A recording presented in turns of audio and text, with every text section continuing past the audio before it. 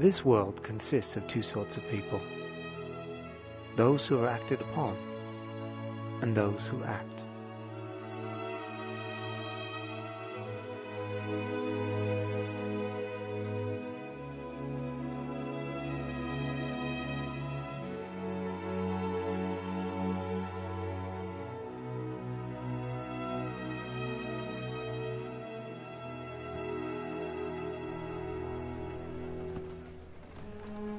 My father, a stonemason named John Romoyle, was always one to act. He and my mother, Philippa, were converted due to an article published by an enemy of the church, which so much aroused his curiosity that he determined to learn more. But rest assured, those accusations are false.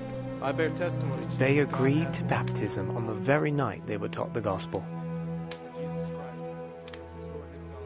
On April 11th, 1856, the family left Plymouth, England, and heeded the call, "Come to Zion."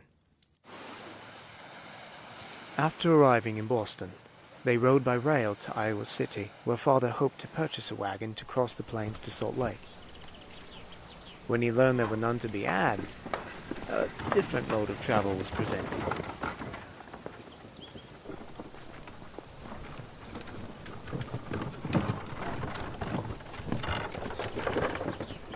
They became part of the Ellsworth Handcart Company, the first handcart company to attempt the trek.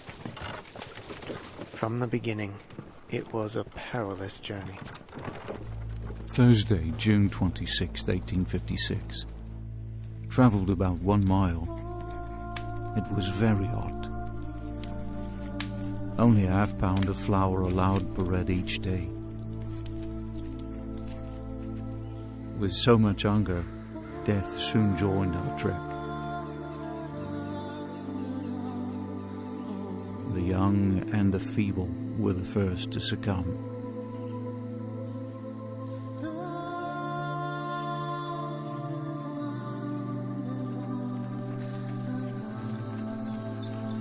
July 26, 1856.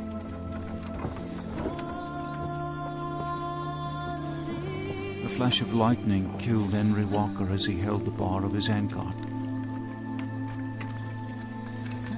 His body was carried about 2 miles to camp and buried there. As I saw him lying dead, I thought of his words at prayer meeting 2 or 3 days previous. He had said, "I would rather die with my hands a hold to my cart, with my face towards Zion, than to falter and turn out by the wayside."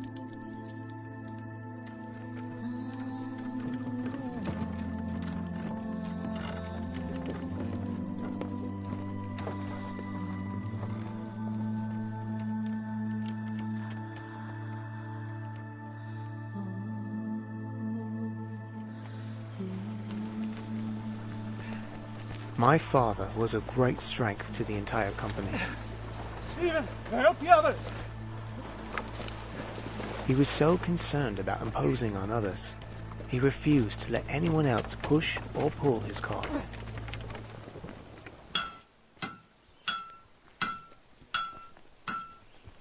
On September 26, 1856, they finally entered the Salt Lake Valley. For all those who saw the ragged state of the company, it was easily apparent how perilous the crossing had been.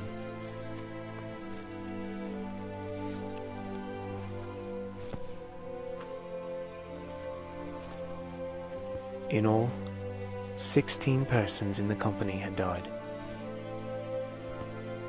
One of Brigham Young's counselors, Jedediah M. Grant, wept as he looked at Father's hands, still clutching the bar of his cart and looking for all the world like the claws of a bird.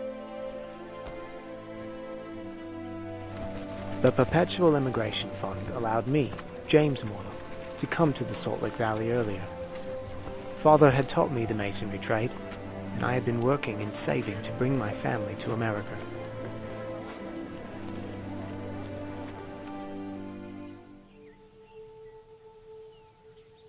Life in Zion agreed well with my father. who quickly recovered and set about trying to find a place to settle. After earnest prayer, he chose 160 acres in what later became Alpine Utah, which he carved out of the wilderness despite constant threats from cougars, bears, and hostile Indians.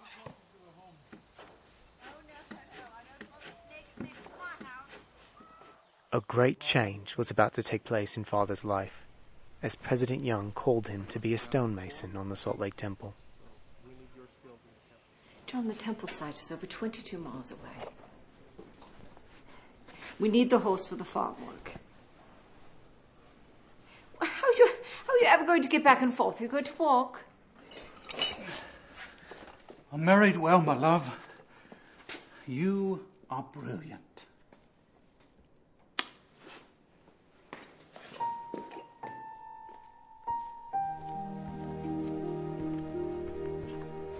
He knew the Lord provides a way to accomplish the things he asks, and my father never was one to make excuses.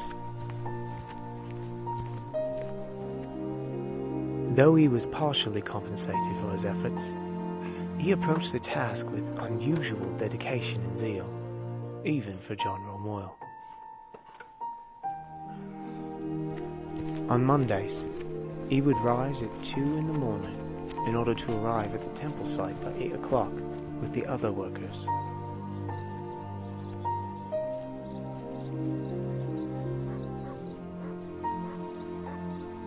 I was newly married and living in Salt Lake. Father would stay with us during the week, then begin his journey on when he had completed his work on Friday evening.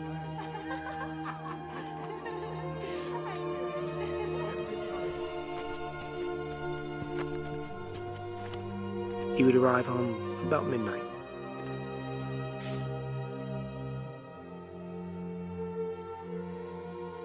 Saturday was his only day to farm and do all the chores needed to be done on 160 acres. This was his life. Week after week, month after month, and soon, year after year. Until he had done so for almost 20 years. Then one day, my father did something that would forever change his life. It's agreed then.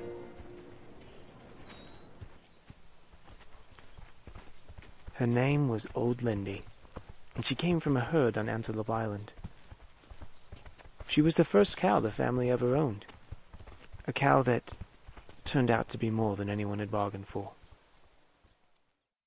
Father had been working on the temple's beautiful circular staircases when he came home early one evening to help the family with chores.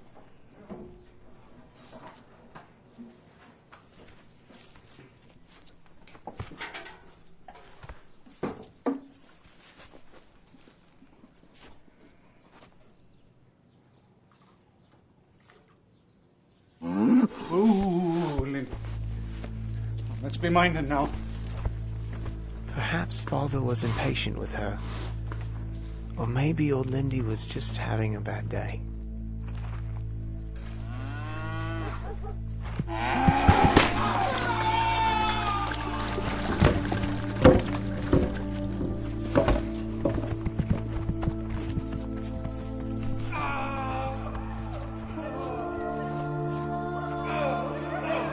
Lindy's kick caused a terrible compound fracture, with bone breaking through the skin.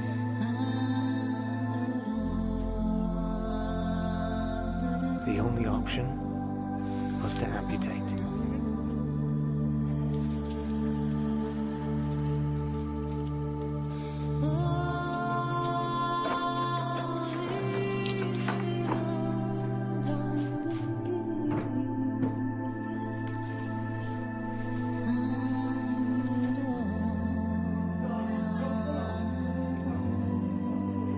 His leg was cut off just below the knee with a buck saw.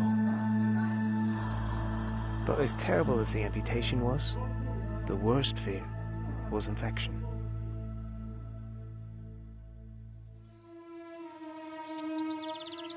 Spring came, but the infection never did. When the leg began to heal, Father took a piece of birchwood and made a peg leg with an ingenious articulating ankle. He carved a little bowl in it and lined the inside with a piece of leather.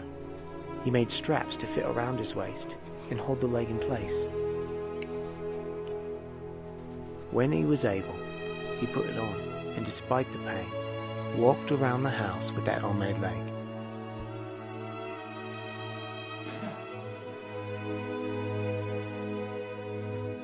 Eventually, he made it around the yard, and then the entire farm.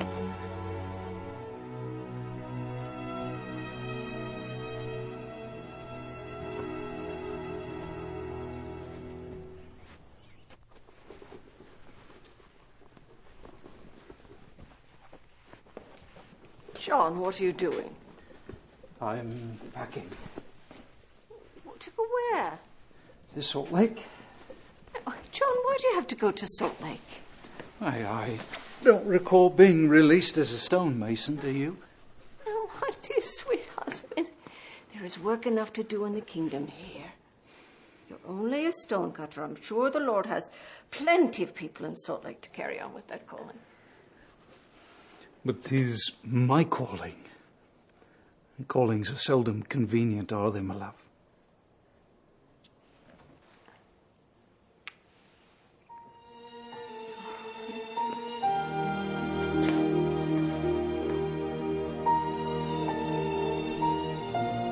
For many, the loss of a limb would signify the loss of their life.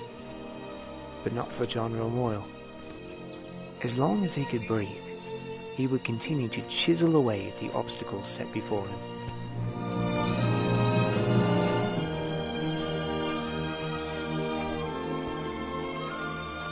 In 1885, John Romoyle once again chose to act and limped the 22 miles to the Salt Lake Temple, and as a 77-year-old man climbed 100 feet of scaffolding and continued his duty as a stonemason on the Salt Lake Temple.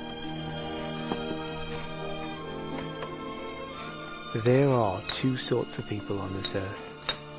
I watched my father for many years. He was the sort that acted.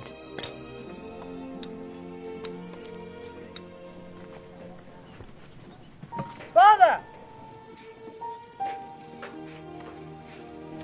I love you, Father.